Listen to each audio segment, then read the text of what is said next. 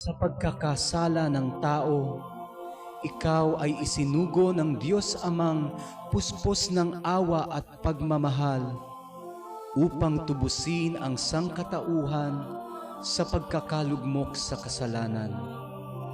Sinasamba at pinasasalamatan ka namin. Sundin ang loob mo, ang kagalaming pagkakit, sa ngalan ng Ama at ng Anak at ng Espiritu Santo. Amen. O aming Panginoong Diyos, sinasamba ka namin at pinupuri sa Ngayong kami ay tigib ng hapis dito sa lupa, habang pinagninilayan ang mga sandaling ikaw ay nakahimlay sa iyong banal na libingan, at alang-alang sa paghihirap na iyong tiniis at sa mga biyayang tinamumo para sa aming kaligtasan, dumudulog kami sa iyo na ipagkaloob Jesus sa Santo Sepulkro. O Jesus, sa pagkakasala ng tao, ikaw ay isinugo ng Diyos Amang puspos ng awa at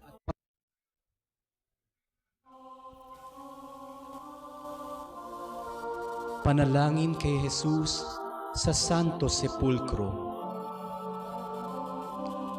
O Jesus, sa pagkakasala ng tao, ikaw ay isinugo ng Diyos Amang puspos ng awa at pagmamahal upang tubusin ang sangkatauhan sa pagkakalugmok sa kasalanan.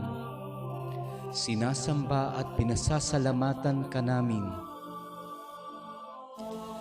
Ngayong kami ay tigib ng hapis dito sa lupa, habang pinagninilayan ang mga sandaling ikaw ay nakahimlay sa iyong banal na libingan, at alang-alang sa paghihirap na iyong tiniis at sa mga biyayang tinamumo para sa aming kaligtasan, dumudulog kami sa iyo na ipagkaloob mo ang aming pinakamimithing grasya sa mga oras na ito.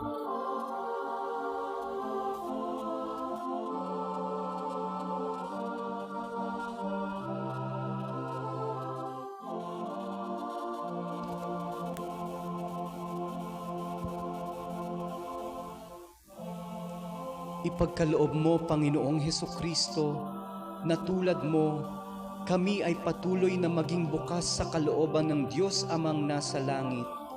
Magkaroon ng kababaang loob sa oras ng kahinaan at pagkakasala.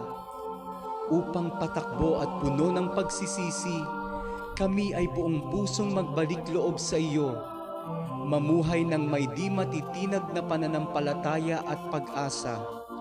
May pagmamahal at paghahangad na maglingkod at mag-alay ng sarili sa aming kapwa, gaya ng ginawa mo sa amin.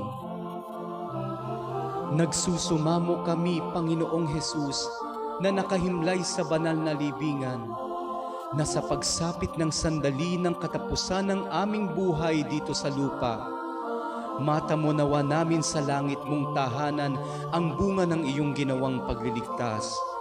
Sapagkat ikaw ay Diyos na nabuhay na mag-uli at ngayoy naghahari sa iyong kaluwalhatian kasama ng Espiritu Santo at ng lahat ng mga banal.